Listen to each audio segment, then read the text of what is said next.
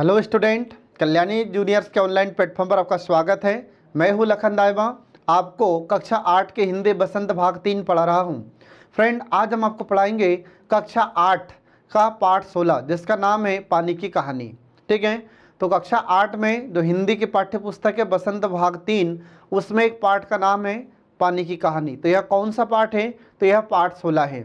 इसमें किसकी कहानी बताई गई है? तो इसमें पानी की बहुत ही एक मनोरम कहानी के बारे में बताया गया है और इसके लेखक का नाम है रामचंद्र तिवारी। ठीक है फ्रेंड, तो यहाँ पर आपको चित्र दिखाया जा रहा है।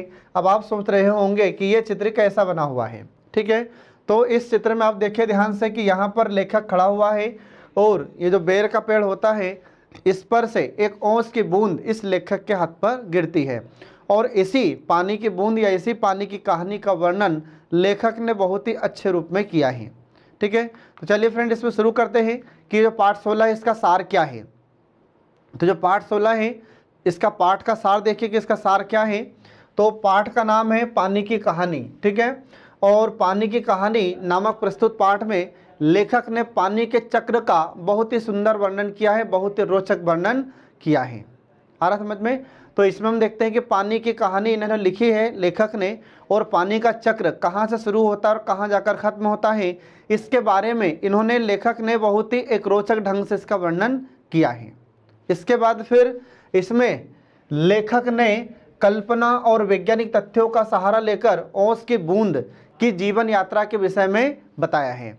तो इसमें लेखक ने ओस की बूंद की जीवन यात्रा का वर्णन किया है जो कि कैसा है, यह एक कल्पना पर आधारित है और वैज्ञानिक तथ्यों का वर्णन भी इसमें किया गया है।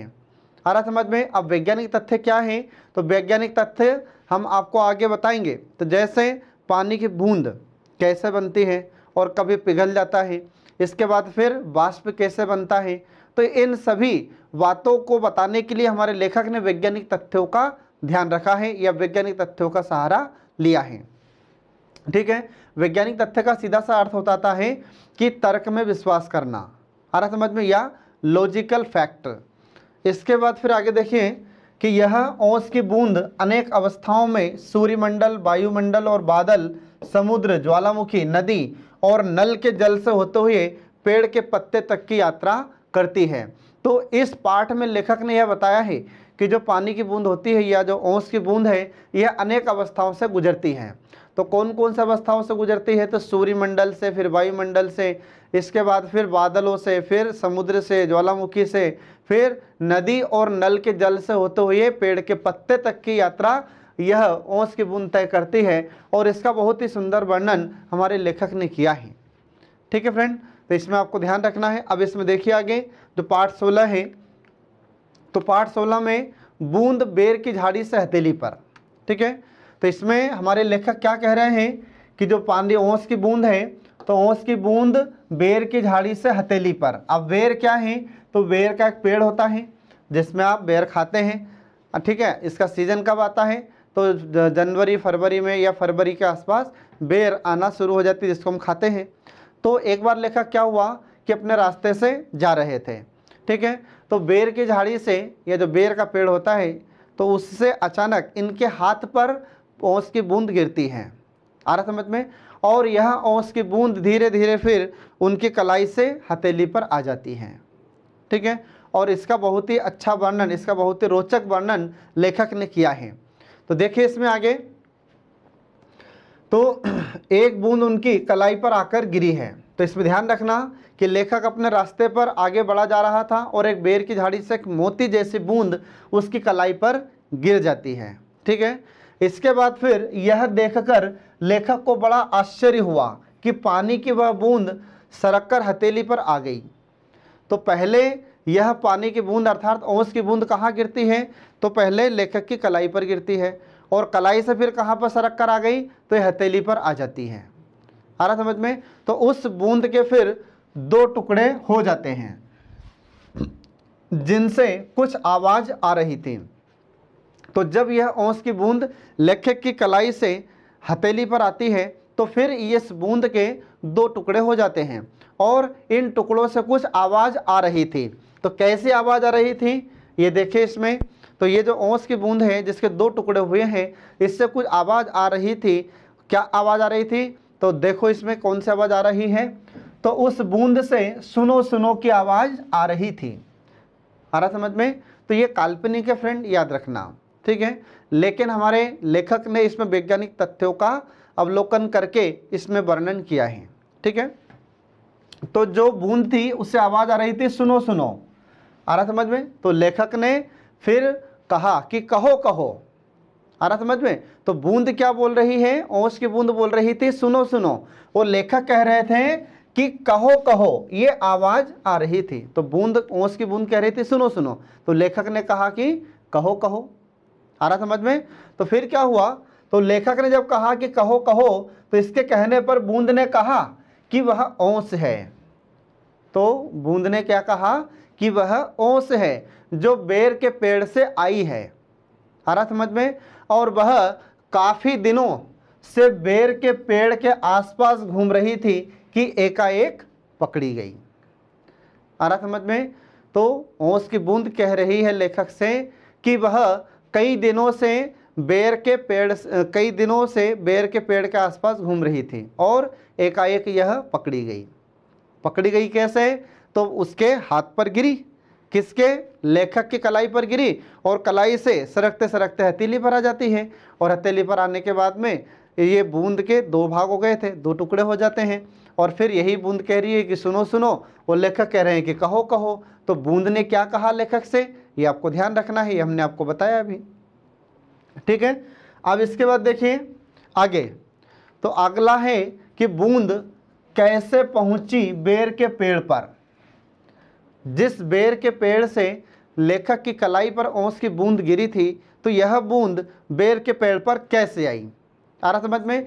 बेर के पेड़ पर यह ओस की बूंद कैसे पहुंची, ये अब हम आपको बताते हैं। तो देखिए इसमें बूंद ने बताया कि बेर का पेड़ जड़ के रूप में जमीन में भी काफी गहराई तक फैला हुआ है, आ रहा समझ में? तो जो ओस की बूंद थी उस बेर के पेड़ पर, ठीक है, तो ओस की बूंद कह रही है किसको? लेखक को।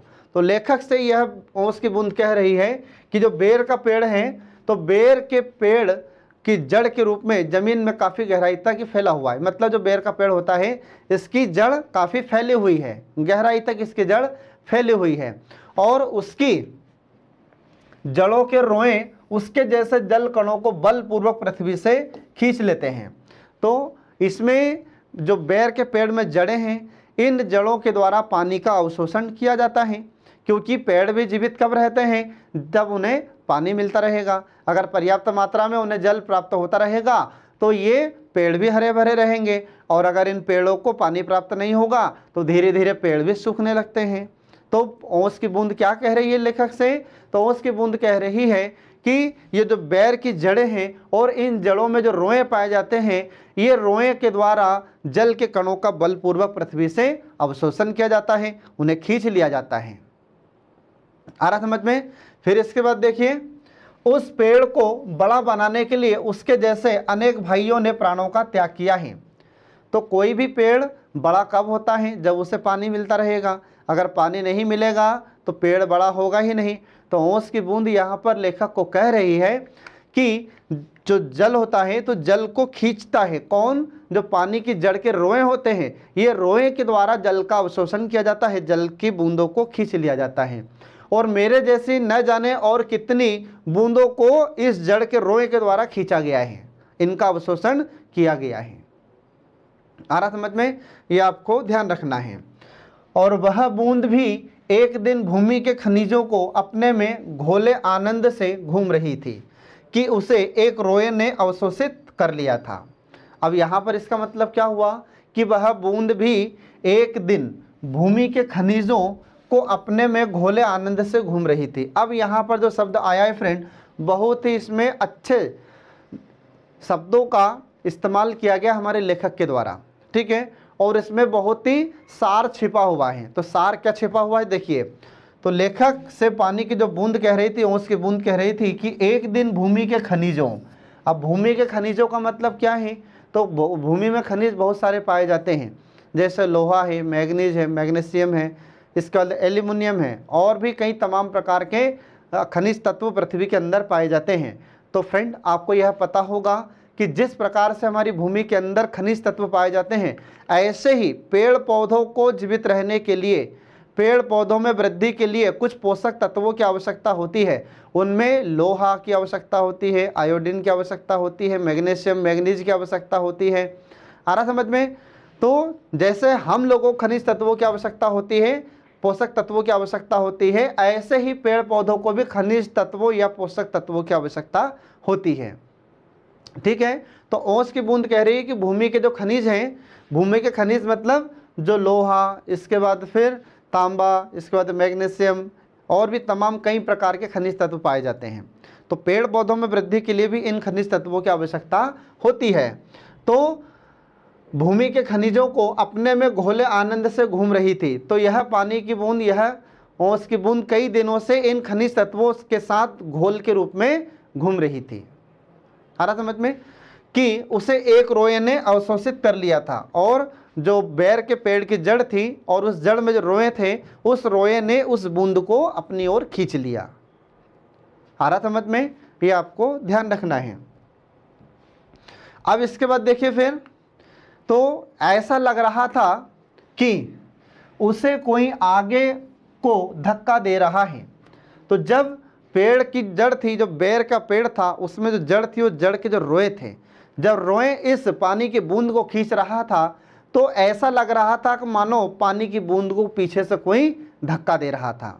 ये हालचाल कौन बता रही है? ये पानी की बूंद सारे हालचाल बता रही है किसको? लेखक को। आ रहा समझ में? फिर इसके बाद देखिए, आगे से एक बूंद उसका हाथ खींचकर ऊपर ले जा रही थी, और आगे से एक बूंद आती है और जो पानी की बूंद थी उसको हाथ पकड़कर आगे की ओर ले जा रही थी। इसके बाद फिर यह बूंद 3 दिन तक किसी तरह कठिनाई सहकर जैसे तैसे पत्तों के नन्हे नन्हे छेदों से होकर निकलकर भागी।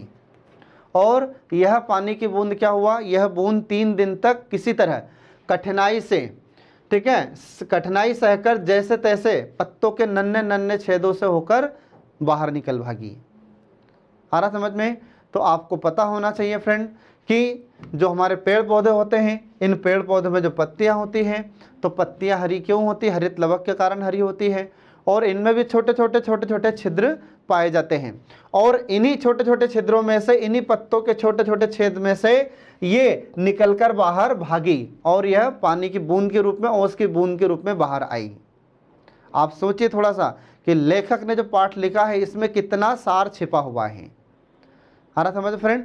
तो इसमें वैज्ञानिक तथ्यों को भी ध्यान में रखा गया है, वैज्ञानिक तथ्यों को भी हमारे लेखक ने इसमें शामिल किया है। ठीक है, आगे देखिए, उस समय सूर्यास्त हो चुका था, इसलिए बूंद वायुमंडल में न उड़ सकी। अब उस समय क्या हो रहा था? तो सूर्य अस्त हो रहा था, मतलब सूर्य डूब रहा था, शाम का समय था, इसलिए यह पानी की बूंद वायुमंडल में न उड़ सकी, मतलब इसका बाष्पीकरण नहीं हो सका। बाष्पीकरण को इंग्लिश में कहा जाता है वेपराइजेशन। और बाष्पीकरण का अर्थ क्या होता है? तो जब पानी वाष्प बनकर उड़ने लगता है तो उसे कहा जाता है बाष्पीकरण। आ रहा समझ में? तो जब शाम हो रही थी, इस कारण से इस पानी की बूंद का बाष्पीकरण नहीं हो सका। ठीक है, और वह अपने भाग्य पर भरोसा कर पत्तों पर रुकी रही। और यह पानी बूंद क्या हो रही थी? तो यह पानी की बूंद पत्तों पर अपने भाग्य पर भरोसा करके रुकी रही। आ रहा समझ में? यह आपको ध्यान रखना है। अब इसके बाद देखिए, बूंद के पुरखे सूर्यमंडल में। ठीक है, अब यहाँ पर देखिए इसमें कि बूंद के पुरखे सूर्यमंडल में। पुरखे का मतलब क्या होता है? तो पुरखे मतलब पूर्वज, और पूर्वज का मतलब क्या होता है? दादा परदादा। आ रहा समझ में? ये पुरखे का मतलब होता है। तो बूंद कह रही है कि हमारे पुरखे तो कहाँ हैं? तो बोले कि हमारे पुरखे तो सूर्यमंडल में हैं। तो अब देखिए इसमें क्या होता है। तो इसमें देखिए कि विचित्र घटनाओं से परिपूर्ण अपने जीवन के विषय में सुनाते हुए बूंद कहती है। अब बूंद कह रही है किसको? लेखक को। लेखक को पूरी स्थिति बता रही है। आ रहा समझ में? तो देखिए इसमें बूंद अपने जीवन की पूरी कथा सुना रही है। तो अपने विषय में बताते हुए कहती है कि बहुत पहले उसके मतलब बूंद के पुरखे हाइड्रोजन मतलब हाइड्रोजन और ऑक्सीजन मतलब ऑक्सीजन नामक दो गैसें सूर्यमंडल में लपटों के रूप में विद्यमान थी। आ रहा समझ में फ्रेंड? तो पानी की जो बूंद होती है यह अपनी पुरानी कहानी बता रही है कि पानी कैसे बना। आ रहा समझ में? तो यहाँ पर पानी की बूंद कह रही है कि कई वर्षों पहले, बहुत समय पहले की बात है, ठीक है। तो बहुत समय पहले इनके पुरखे मतलब हाइड्रोजन गैस, हाइड्रोजन को क्या बोला जा रहा है? हाइड्रोजन, और ऑक्सीजन मतलब ऑक्सीजन, ये पहले दो ही गैसें थी, ठीक है। अब दो गैसें सूर्यमंडल में लपटों के कारण या लपटों के रूप में विद्यमान थी। लपट मतलब बड़ी बड़ी ज्वालाएं उठना। आज भी हम देखते हैं कि जैसे जो सूर्य होता है, तो सूर्य में प्रकाश हमें किस कारण से प्राप्त हो रहा है? तो सूर्य में आज भी हम देखते हैं कि हाइड्रोजन हीलियम में बदल रही है।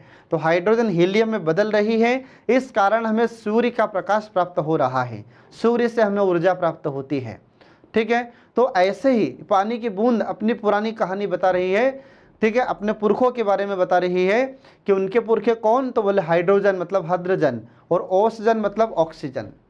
ये नामक दो गैसें सूर्यमंडल में लपटों के रूप में विद्यमान थी, वो बड़ी बड़ी ज्वालाओं के रूप में विद्यमान थी। इसके बाद क्या हुआ कि यह उस समय की बात है जब ब्रह्मांड में उथल पुथल मची थी और अनेक ग्रह उपग्रह बन रहे थे। ये कब की बात है? तो यह बहुत पुरानी बात है, जब पूरे ब्रह्मांड में उथल पुथल मची हुई थी, ग्रह और उपग्रहों का निर्माण हो रहा था या ग्रह और उपग्रह बन रहे थे। आ रहा समझ में? ये उस समय की बहुत पुरानी बात है। इसके बाद फिर देखिए कि बूंद के पुरखे सूर्य के धरातल पर नाचते रहते थे। अब जो बूंद के पुरखे थे ये धरातल पर नाचते रहते थे। फिर आगे देखिए, तो एक दिन, ठीक है, एक दिन सूर्य से लाखों गुना बड़ा प्रकाश पिंड सूर्य की ओर बढ़ने लगा। अब जो सूर्य था, तो सूर्य के पास से एक बहुत बड़ा प्रकाश पिंड मतलब एक बहुत बड़ा तारा था, ये सूर्य के पास से गुजर रहा था। आ रहा समझ में? अब जैसे ही सूर्य के पास से ये बहुत बड़ा पिंड गुजरता है, तो फिर क्या हुआ? तो उसकी आकर्षण शक्ति से सूर्य का एक भाग टूटकर गिर गया। जब एक बहुत बड़ा तारा, एक बहुत बड़ा प्रकाश पिंड सूर्य के पास से निकलता है, सूर्य के पास से गुजरता है, तो सूर्य का एक भाग टूटकर अलग हो जाता है। आ रहा समझ में? फिर आगे देखिए, यह भाग कई टुकड़ों में टूट गया और उन्हीं टुकड़ों में से एक हमारी पृथ्वी भी है। आ रहा समझ में? तो जो भाग टूटकर अलग हुआ, तो उन्हीं भाग में से फिर कई भाग हुए। आ रहा समझ में? जैसे सूर्य के पास से जब एक बड़ा आकाशीय पिंड, एक बड़ा प्रकाशीय पिंड गुजर रहा था, तो क्या हुआ? सूर्य का कुछ भाग टूटकर अलग हुआ, और जो भाग टूटकर अलग हुआ तो फिर उसी के और भी कई टुकड़े हुए, और उसके जब कई टुकड़े होते हैं तो उसी में से एक टुकड़ा हमारी पृथ्वी भी है। आ रहा समझ में? और यही पृथ्वी हमारी पहले बहुत गर्म थी, और यह आग का गर्म गोला ठंडा हुआ। आपने सुना भी होगा, आपको ज्योग्राफी में पढ़ाया जाता है कि हमारी पृथ्वी पहले आग का गोला हुआ करती थी, हमारी पृथ्वी बहुत गर्म थी, फिर इसको ठंडा होने में कई वर्ष लगे थे। आ रहा समझ में? फिर इसके बाद में हाइड्रोजन और ऑक्सीजन के कारण जल का निर्माण हुआ, जल की उत्पत्ति होती है हमारी पृथ्वी पर, ठीक है। तो ऐसी कहानी, ऐसा इतिहास हमारी पानी की बूंद बता रही है किसको? लेखक को, ठीक है। ये आपको ध्यान रखना है फ्रेंड। इसके बाद फिर आगे देखिए कि हाइड्रोजन, हाइड्रोजन का मतलब क्या होता है? तो हाइड्रोजन मतलब हाइड्रोजन, ऑक्सीजन मतलब ऑक्सीजन, ठीक है। तो हाइड्रोजन और ऑक्सीजन या हाइड्रोजन और ऑक्सीजन की क्रिया के फलस्वरूप दोनों का कोई अस्तित्व न बचा और वह बूंद पैदा हुई। आ रहा समझ में? तो जब सूर्य का भाग अलग हुआ, मतलब एक बहुत बड़ा टुकड़ा अलग हुआ, और फिर उसी टुकड़े के कई टुकड़े हुए, जिसमें से कुछ ग्रह और उपग्रह बने, और उन्हीं ग्रहों में से एक हमारी पृथ्वी भी है। जब पृथ्वी का निर्माण हुआ था तो उस समय हमारी पृथ्वी भी बहुत गर्म थी, जब ये सूर्य से अलग हुई थी तब। फिर इसको ठंडा होने में कई वर्ष लगे। फिर इसके बाद धीरे धीरे धीरे धीरे जब ये ठंडा होने लगी हमारी पृथ्वी, तो हाइड्रोजन और ऑक्सीजन के कारण जल की उत्पत्ति हो जाती है। आ रहा समझ में? और फिर उसी से हमारी ये पानी की बूंद का निर्माण हुआ, पानी की बूंद की उत्पत्ति हुई या पानी की बूंद पैदा हुई। आ रहा समझ में? ये आपको ध्यान रखना है। फिर देखिए आगे कि यह भाप के रूप में पृथ्वी के आसपास घूमती रही और होश आने पर बर्फ के रूप में स्वयं को पाया। जब ऑक्सीजन और ये हाइड्रोजन और ऑक्सीजन के कारण पानी या जल का निर्माण हुआ, फिर उसके बाद में यह बूंद आसपास घूमती रही और जब होश आया तो पता चला कि कुछ समय के बाद में यह बूंद क्या बन चुकी थी, यह बर्फ बन चुकी थी। आ रहा समझ में? ये बहुत ही रोचक कहानी फ्रेंड, बहुत ही इसमें प्रेरणादायक है, इससे बहुत अच्छी जानकारी आपको प्राप्त होती है। ठीक है, तो आगे देखिए, इसमें बूंद का आकार अब 70वें भाग के बराबर ही रह गया था। अब जो पानी की बूंद थी तो पानी की बूंद का आकार कितना रह गया? 70वें भाग के बराबर ही रह गया था। आ रहा समझ में? फिर इसके बाद देखिए, चारों ओर फैली बर्फ पर जब सूर्य की किरणें पड़ती तो सौंदर्य बिखर जाता था। अब जैसे ही इस पर बर्फ पर सूर्य की किरणें पड़ती है तो बर्फ धीरे धीरे धीरे धीरे पिघलने लग जाती है, पिघल जाती है। आ रहा समझ में? तो आपने देखा होगा कि जैसे जम्मू कश्मीर में बर्फ़ जमी रहती है, इसके बाद में अंटार्कटिका में बर्फ़ जमी रहती है, और भी कई हमारे विश्व में ऐसे देश हैं जहाँ पर बर्फ़ जमी रहती है। ठीक है, आपने देखा होगा कि ठंड के दिनों में जब ज़्यादा टेम्परेचर कम हो जाता है, कभी कभी 0 डिग्री सेल्सियस टेम्परेचर हो जाता है ठंड के दिनों में, या माइनस में टेम्परेचर हो जाता है, तो उस समय बर्फ़ जमना चालू हो जाती है, बर्फ़ बन जाती है। ठीक है, फिर जैसे सूर्य का प्रकाश और उस बर्फ़ पर पड़ता है तो धीरे धीरे धीरे धीरे जो बर्फ़ रहती है वह पिघल जाती है। तो ठीक ऐसे ही ओस की बूंद है, ये कहानी बता रही है कि जैसे सूर्य का प्रकाश हम पर पड़ता है तो हम जो बर्फ़ का रूप लिए धारण हो रखते हैं, यह हमारा बर्फ़ का रूप धीरे धीरे धीरे धीरे पानी के रूप में बदलना शुरू हो जाता है, अर्थात हमारी सौंदर्यता खत्म होने लगती है। ठीक है, फिर इसके बाद देखिए, वहाँ हम कई लाखों वर्षों तक आनंदपूर्वक जीवन बिताते रहे। और जब हम देखते हैं कि जब हमारे पृथ्वी का निर्माण हुआ था, हमारी पृथ्वी की उत्पत्ति होती है, तो क्या हुआ कि हाइड्रोजन ऑक्सीजन के कारण जल का निर्माण हुआ, ये जल की उत्पत्ति हुई। फिर इसके बाद में कई वर्षों तक बर्फ़ जमी रही। आ रहा समझ में? अब बर्फ़ जमी रही, फिर धीरे धीरे धीरे धीरे ये बर्फ़ पिघलना शुरू हो जाते हैं। आ रहा समझ में? तो सूर्य का प्रकाश या सूर्य की किरणों के कारण ये पिघलना प्रारंभ हो जाती है। ठीक है, आगे देखिए, फिर इसमें ठोस बूंद पहुंची समुद्र में। ठीक है, अब ठोस बूंद कैसे पहुंची समुद्र में, अब ये देखिए इसमें, तो बूंद को एक दिन ऐसा लगा जैसे वह सरक रही हो। अब जो बूंद होती है तो उसको ऐसा लग रहा था कि वह सरक रही। सरकना का मतलब होता है खिसकना, बढ़ना। आ रहा समझ में? फिर इसके बाद देखिए, बड़ी कोशिश के बाद पता चला कि बूंद के नीचे वाले भाई दबकर पानी बन चुके हैं। अब जो पानी की बूंद थी, ठीक है, तो ऐसा लग रहा था ये धीरे धीरे सरकने लगती है। सरकने के बाद फिर बड़ी कोशिशों के बाद यह पता चला कि बूंद के नीचे वाले जो भाई थे वे तो पानी बन चुके हैं। आपने देखा भी होगा, जैसे भले ही बर्फ़ जमी हुई रहे, है ना, लेकिन बर्फ़ जमने के बाद भी जो नीचे का पानी रहता है उसका 4 डिग्री सेल्सियस तापमान रहने के कारण वह द्रव अवस्था में रहता है। ऐसा नहीं होता कि जैसे मान लो किसी झील में पानी बर्फ़ बन गया है तो पूरा पानी बर्फ़ कभी नहीं बनता फ्रेंड, याद रखना। अगर पूरा पानी बर्फ़ बन जाएगा तो उसमें जो जीव जंतु वो तो मर जाएंगे। ठीक है, आपने सुना भी होगा कभी कभी, या परीक्षाओं में पूछा भी जाता है कि जब किसी भी तालाब में या किसी झील में बर्फ़ जम जाती है, इसके बाद भी मछलियां जीवित रहती, इसका कारण क्या है? तो जो बर्फ़ बनती है, बर्फ़ जमती है, यह तो झील के ऊपरी सतह पर जमती है, लेकिन उसकी जो निचली सतह होती है, निचली सतह तो द्रव अवस्था में रहती है। 4 डिग्री सेल्सियस टेम्परेचर होने के कारण जो नीचे की अवस्था होती है, नीचे का जल होता है, वह तरल अवस्था में ही रहता है। ठोस अवस्था में तो ऊपर ऊपर का जल रहता है फ्रेंड, इसलिए बर्फ़ के नीचे मछलियाँ जिंदी रहती हैं।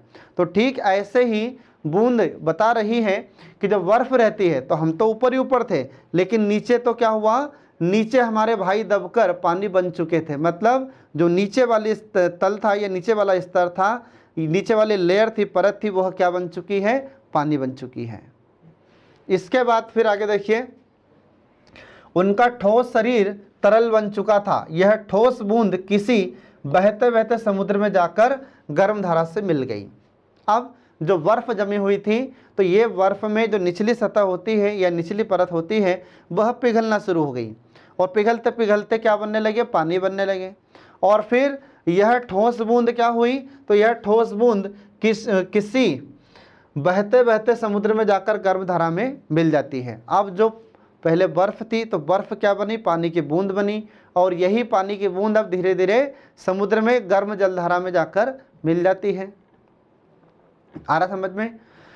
इसके बाद फिर उस गर्म धारा को ठंडक पहुंचाने के क्रम में वह पिघलकर पानी बनी, और जब समुद्र में या गर्म जलधारा में यह बर्फ़ पहुंचती है तो फिर यह धीरे धीरे क्या होने लगी, पिघलकर पानी बनने लगती है। पानी बनने के बाद फिर समुद्र का जो जल था, जहाँ जहाँ पर ये बर्फ़ मिल जाती है समुद्र के पानी में, तो समुद्र का वह जल भी धीरे धीरे ठंडा होने लगता है। ठीक है। फिर इसके बाद में समुद्र का खारापन बूंद को असह्य था। जब पानी की बूंद समुद्र में पहुंची थी तो समुद्र का जल कैसा होता है, तो समुद्र का जल खारा होता है। अब समुद्र का जल खारा क्यों होता है फ्रेंड, तो समुद्र का जल खारा होने के कई कारण होते हैं। तो उसमें बहुत सारे तत्व होते हैं जिसके कारण वह खारा होता है, जैसे सोडियम क्लोराइड या सोडियम मैग्नेसाइड, और भी कई तत्व उसमें घुले रहते हैं जिसके कारण समुद्र का जल खारा होता है। ठीक है। अब पानी की बूंद जब समुद्र में पहुंचती है तो समुद्र का खारा जल उससे अच्छा नहीं लगता है पानी की बूंद को। असह्य का मतलब क्या, जिसे सहन न किया जा सके, ये होता असह्य। आ रहा समझ में। फिर उसका जी मिचलाने लगा, पर धीरे धीरे सब सहन होने लगा। जब पानी की बूंद समुद्र में पहुंचती है तो खारा जल उसे अच्छा नहीं लग रहा था, लेकिन उसके बाद फिर जो पानी की बूंद थी उसका जी मिचलाने लगता है, लेकिन बाद फिर धीरे धीरे उसे पानी की बूंद को भी सब सहन होने लगता है। आ रहा समझ में। अब इसके बाद फिर आगे देखिए, बूंद चली समुद्र की तह में। ठीक है। तो बूंद चली समुद्र की तह में, तह का मतलब क्या होता है, समुद्र के तल में, नीचे की ओर। अब बूंद कहाँ जाएगी, तो समुद्र के तल में नीचे जाएगी। तो अब लेखक देखिए यहाँ पर समुद्र की जब तह में जाती है बूंद, तो बूंद की क्या स्थिति होती है, अब वो देखिए। तो लंबे समय तक समुद्र की सतह पर घूमने के बाद बूंद का मन उसकी तह में जाने को हुआ। जब पानी की बूंद कई समय तक वो समुद्र के ऊपरी स्तर पर, या जो जल स्तर होता है ऊपर की जो ऊपरी परत होती है, उसमें कई समय तक घूमती रहती है। फिर उसके बाद बूंद का मन हुआ कि क्यों ना अब समुद्र के तह में जाया जाए, समुद्र की गहराई में जाया जाए। ठीक है। तो फिर देखो आगे क्या होता है कि मार्ग में उसे विचित्र जीव जंतु मिले। जब जब पानी की बूंद समुद्र की गहराई में जाती है तो समुद्र में विचित्र प्रकार के उसे जीव जंतु मिलते हैं, विचित्र प्रकार के प्राणी मिलते हैं समुद्र के अंदर। फिर इसके बाद में उसने धीरे धीरे रेंगने वाले घोंगे, जालीदार मछलियाँ, इसके बाद में कई मन भारी कछुए, मनुष्य से कई गुना लंबी 8 हाथों वाली मछली, इसके बाद में प्रकाश युक्त सुंदर मछली देखी। जब पानी की बूंद समुद्र के गहराई में जाती है तो उसे बहुत प्रकार के, कई प्रकार के विचित्र प्राणी, विचित्र जीव जंतु देखने को मिले। तो कौन कौन से जीव जंतु देखने को मिले, तो उसमें पहला हमने आपको बताया कि जैसे धीरे धीरे रेंगने वाले घोंगे मिले, जालीदार मछलियां मिली, इसके बाद में कुछ प्रकाश देने वाली मछलियां मिली। फिर इसके बाद में समुद्र के, फिर इसमें हम देखते हैं कि लंबी लंबी मछलियां, बड़ी बड़ी मछलियां, और बहुत कई, जैसे मन का मतलब होता है जैसे क्विंटल होता है, तो क्विंटल से थोड़ा छोटा होता है इकाई जिसको कहा जाता है मन। तो ये क्षेत्रीय भाषा होती है, आ रहा समझ में, उसमें कहा जाता है इसको मन। तो हम मान सकते हैं कि 2 कुंटल, 1 कुंटल, 1.5 कुंटल तक के ऐसे कुछ कछुए थे। इतने भारी, इतने बड़े बड़े कछुए पानी की बूंद को समुद्र की गहराई में मिलते हैं। आ रहा समझ में।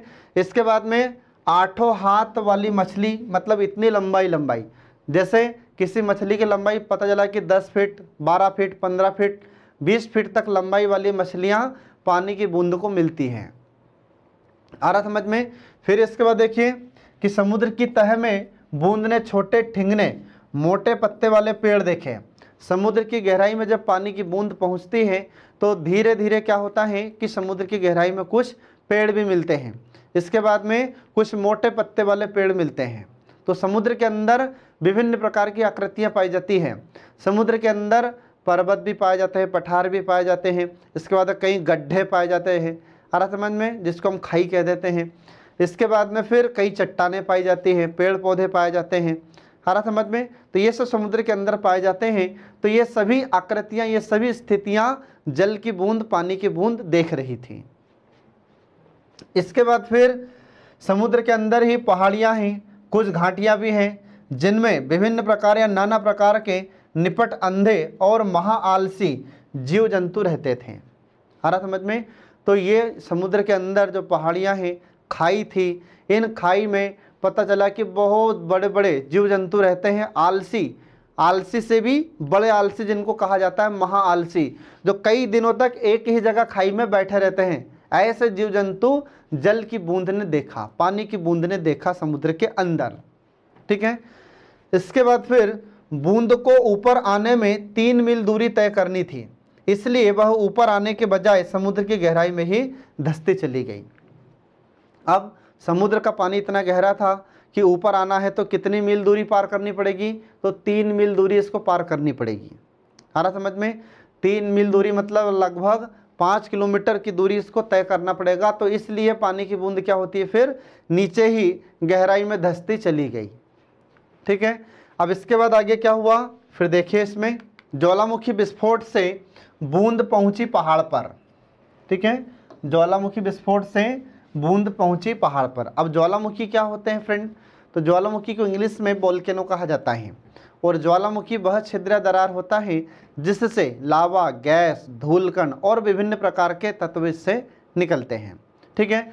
तो फिर देखिए इसमें हम पानी की कहानी पढ़ा रहे हैं आपको। तो पानी की बूंद आगे कहाँ पहुँचती है देखिए। तो बूंद अपने अन्य भाइयों के साथ समुद्र की गहराई में धंसते धंसते पृथ्वी के भीतर एक खोखले स्थान पर पहुंची। ठीक है। और जब पानी की बूंद धीरे धीरे नीचे जा रही थी, नीचे धंसती हुई जा रही थी, तो नीचे धंसते धंसते क्या हुआ कि पृथ्वी के भीतर एक खोखले स्थान पर पानी की बूंद पहुंच जाती है। आ रहा समझ में? तो जो हमारे सागर होते हैं, महासागर होते हैं, तो एक समय के बाद में उनमें भी तो ये भूमि आ जाती है, या कहीं ना कहीं जैसे ज़मीन आ जाती है। अब ऐसा तो है नहीं कि पूरा पानी पानी भरा हुआ है।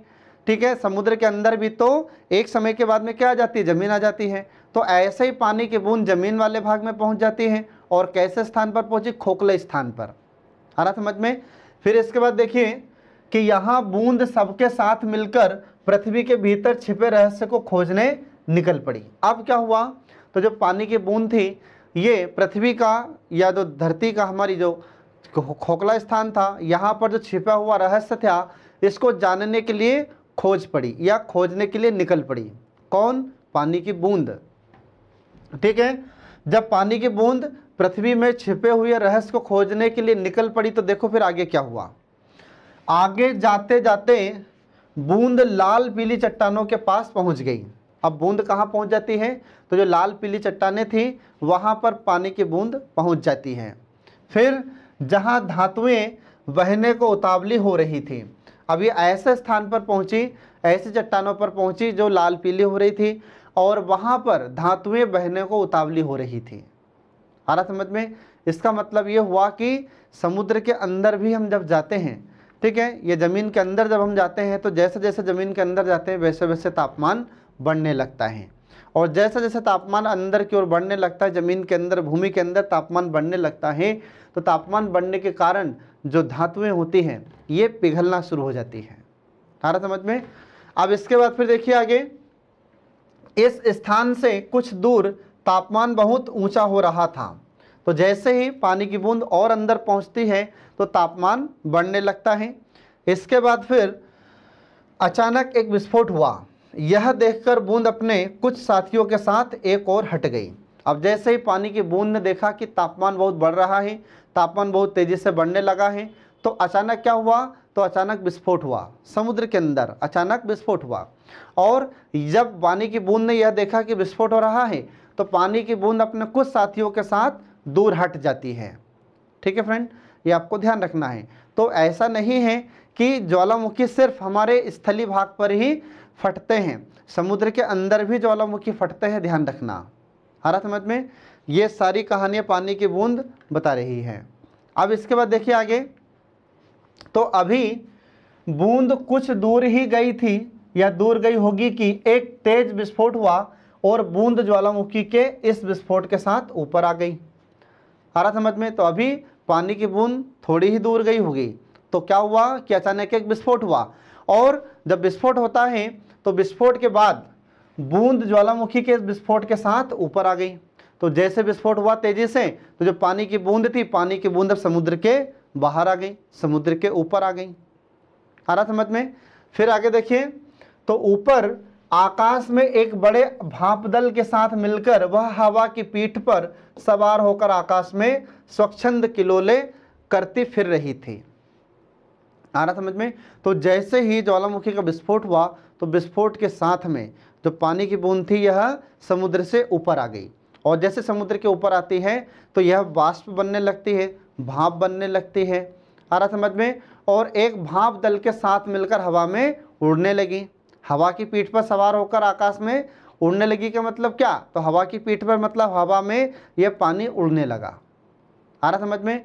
क्योंकि पानी का जब वाष्पीकरण होता है तो वाष्पीकरण होने के बाद में यह हवा में उड़ने लगता है पानी, तो ऐसे ही पानी की बूंद हवा में उड़ने लगती है। इसके बाद फिर स्वच्छंद किलोले करती फिर रही थी।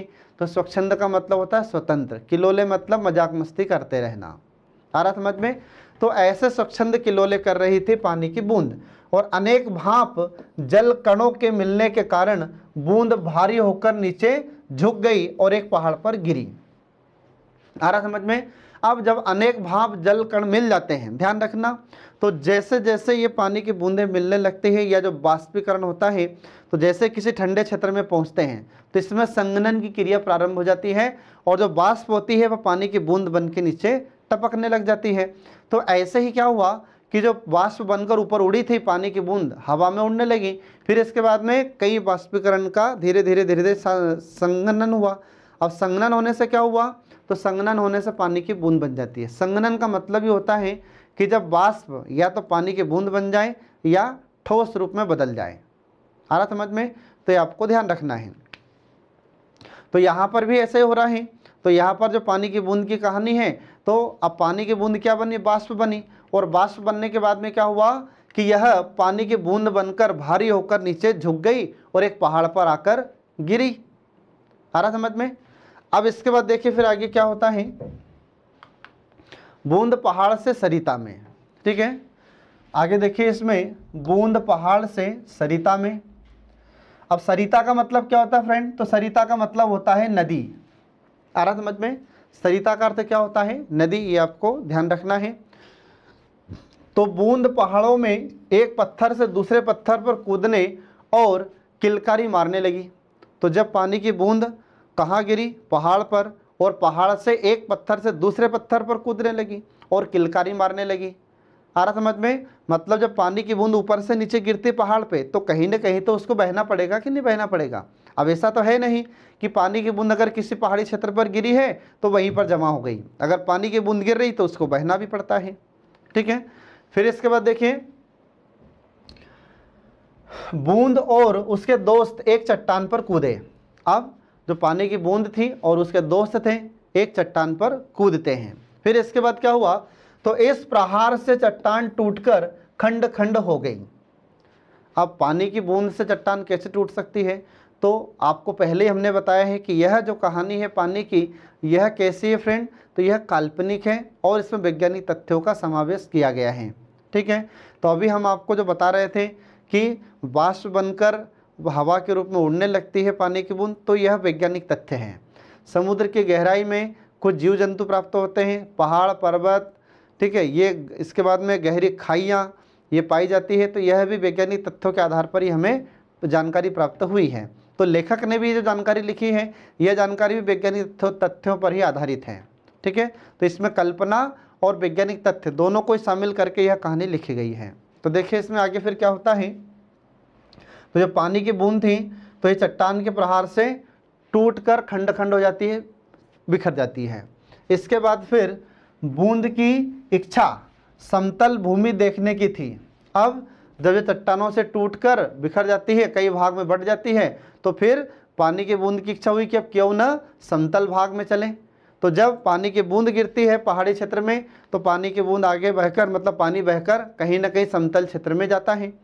तो फिर आगे देखिए,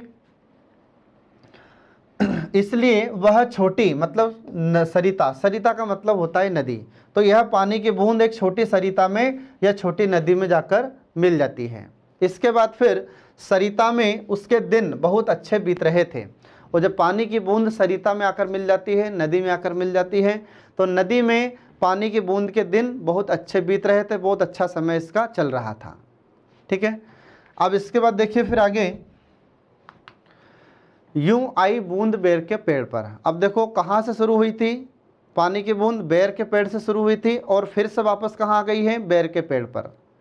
मतलब जहाँ से शुरू हुई थी वहीं पर आकर कहानी खत्म हो जाती है पानी की। तो देखिए इसमें आगे, तो यूं आई बूंद बेर के पेड़ पर। अब पहले हमने आपको बताया जब ये कहानी शुरू हुई थी पानी की, तो बेर के पेड़ से पानी की बूंद लेखक की कलाई पर गिरती है और कलाई से हथेली में आ जाती है, और वहीं से पानी की कहानी शुरू हुई थी, जो कहाँ कई कई स्थानों पर पानी की बूंद ने भ्रमण किया और फिर वापस कहाँ पर आ गई, बेर के पेड़ पर। तो कैसे आती है देखिए, तो फिर देखिए इसमें कि सरिता में बहती बूंद एक नगर के पास पहुंची। सरिता का मतलब होता है नदी, तो नदी में बहती हुई पानी की बूंद एक नगर के पास पहुंचती है। फिर वहां उसे एक मोटे नल ने खींच लिया। ठीक है, तो नल में भी पानी कहाँ से आता है, तो आइट साइड का जो पानी होता है उसका स्रोत जब तक नल में रहेगा तब तक नल में पानी आता रहेगा। तो ऐसे ही पानी की बूंद जब एक नगर के पास से गुजरती है तो उस पानी की बूंद को नल ने खींच लिया। फिर इसके बाद कई दिन तक उसमें भटकने के बाद उसे एक जगह टूटा होने के कारण वह मोटे नल से भाग निकली और जमीन पर आ गिरी। आ रहा समझ में, तो कई दिन तक उसमें भटकती है पानी की बूंद। फिर इसके बाद में कई दिनों तक भटकने के बाद में उसका एक भाग टूटा हुआ था, तो उसके टूटे हुए भाग से यह पानी की बूंद बाहर निकल पड़ी और जमीन पर आ जाती है या जमीन पर आ गिरी। आया समझ में। फिर इसके बाद में बूंद पृथ्वी में समा गई और घूमते घूमते इस बेर के पेड़ के पास आ गई। और जब ये नल में से पानी की बूंद गिरती है तो फिर क्या हुआ कि यही पानी की बूंद भूमि में पृथ्वी में समा गई और फिर पृथ्वी में समाने के बाद घूमते घूमते वापस जो बेर का पेड़ था उसके पास आ गई। और फिर क्या हुआ कि पेड़ की जड़ों से खींचकर वह पत्तों तक पहुँची। और फिर जब यह पानी की बूंद या यह पानी जब बेर के पास पहुंचता, बेर के पेड़ के पास पहुंचता है, तो बेर के पेड़ में जो जड़ें होती हैं उन जड़ों के द्वारा इस पानी की बूंद को वापस खींच लिया जाता है। और फिर जब इसको खींच लिया जाता है तो पुनः यह पत्तों तक पहुंच जाती है। आ रहा समझ में। फिर इसके बाद में इस समय तक सूर्य निकल आया था और बूंद का आकार घटा और वह लुप्त हो गई। फिर इस समय बाद ही अपन देखते हैं या कुछ समय बाद ही सूर्य निकल आता है और बूंद का आकार छोटा हो जाता है, घट जाता है और वह धीरे धीरे लुप्त हो जाती है, क्योंकि जैसे जैसे सूर्योदय होता है वैसे वैसे हम देखते हैं कि जो ओस की बूंदें होती है वो धीरे धीरे समाप्त होती चली जाती है। तो फ्रेंड, ये थी पानी की कहानी। तो पानी की कहानी हमारे लेखक ने बहुत ही रोचक तरीके से इससे प्रस्तुत किया है और ये बहुत ही अच्छी कहानी थी। तो आई होप आप लोग इसको बहुत अच्छे से समझ गए होंगे। तो हम आपके लिए शीघ्र ही प्रस्तुत होंगे इस कहानी के प्रश्नोत्तर लेकर। तब तक आप लोग हमारे कल्याणी जूनियर्स के सभी लेक्चर्स देखते रहिए जो आपको सफलता दिलाने में महत्वपूर्ण भूमिका निभाते हैं। Thanks for watching.